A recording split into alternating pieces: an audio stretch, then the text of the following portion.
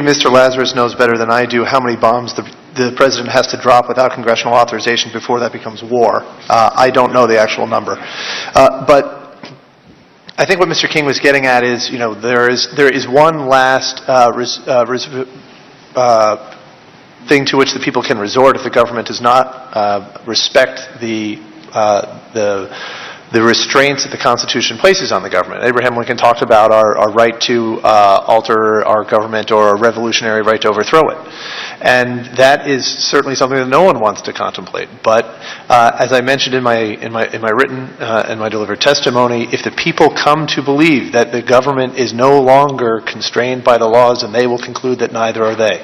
That is why this is a very, very dangerous sort of thing for a president to do, to wantonly ignore the laws, to try to impose obligations on people that the legislature did not approve, etc. An excellent conclusion. Thank you, Mr. Chairman. I yield back.